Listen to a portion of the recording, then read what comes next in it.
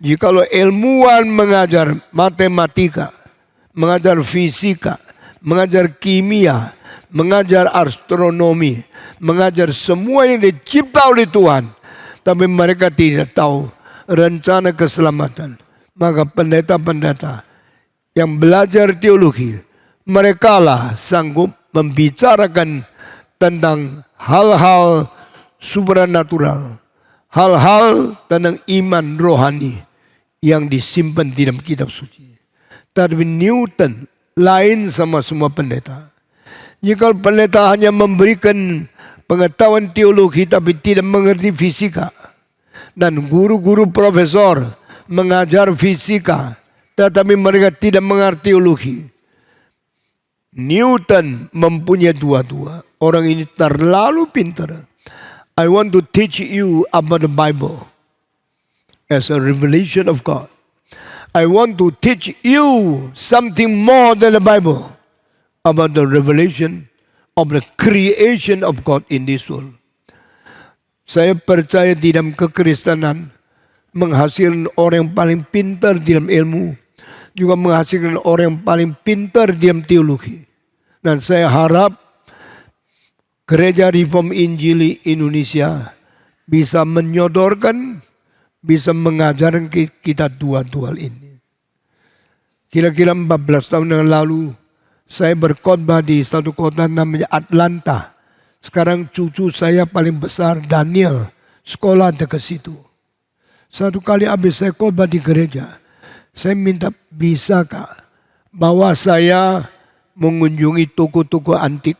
Saya mau cari barang-barang kuno, mau cari barang-barang berharga. Maka ada orang membawa ke antik shop di Atlanta. Waktu saya lihat-lihat, tidak ada yang saya senang. Akhirnya sebelum saya pergi, saya menemukan satu buku. Saya kaget. Buku itu dicetak 250 tahun yang lalu. Buku antik. Judulnya The Commentary on the Book of Daniel. Kitab pentafsiran kitab suci dan buku Nabi Daniel. Saya penasaran. Saya kaget. 200 tahun yang lalu siapa yang bisa menulis buku ini? 200 tahun itu teologi reform berkembangnya belum sempurna. Siapa yang bisa tulis buku pentafsiran buku Daniel? Waktu saya baca, saya lebih kaget lagi. Yang menulis itu Sir Isaac Newton. Seorang ilmuwan, seorang yang paling hebat di dalam ilmu fisika, astronomi, seorang yang hebat sekali di dalam ilmu pengetahuan modern. Masa dia tulis pentafsiran buku Daniel? Saya tanya orang yang jual, are you sure this book was written by Isaac Newton? Yes, we absolutely sure. Of course we know we are not telling lie. This book was written by Isaac Newton. Saya mengatakan Isaac Newton hidupnya 300 tahun lebih sebelum kita. Ini 200 tahun. Dia mengatakan, this is not the original book written by him, but this is reprint and reprint and reprint 100 more years after his death.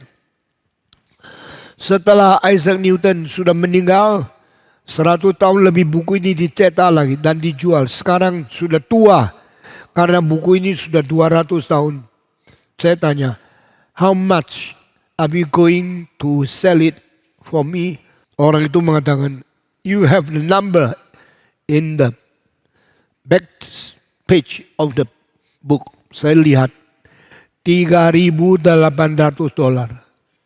Satu buku. Saudara mau beli enggak? Mahal enggak? Jawab dong. Mahal enggak? Saya tidak mungkin mempunyai uang $3.800 beli satu buku. Saya sudah lihat, can it be lower? No. It is 200 years old. It is antique. The book cannot be lower. 3,800. If you can pay, you get it. If you cannot pay, you leave it. Saya akhirnya, I'm so sorry. My money is not enough to buy this book. So I should go. Bye-bye. Saya pergi. Tapi hati saya sedih. Kenapa saya tidak bisa beli buku ini? Karena saya kurang kaya. Saya pendeta. Beli satu buku. Kenapa mau beli? Karena bukunya Isaac Newton.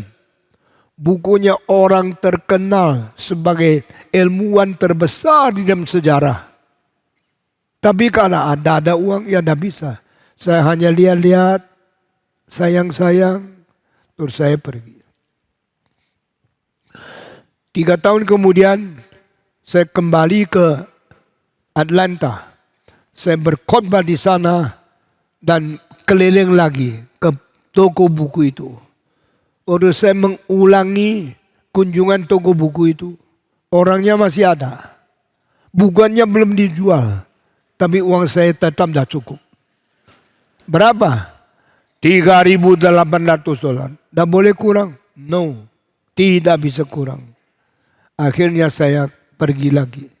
Dengan sedih saya kembali ke Indonesia. Tapi mungkinkah di dalam Amazon mendapatkan buku ini? Dia bilang, saya coba. Dia cari di Amazon. Dia pesan di Amazon. Meskipun bukan antik, tapi cetakan yang baru. Akhirnya dibelikan, dibawa ke tempat saya. Saya senangnya luar biasa.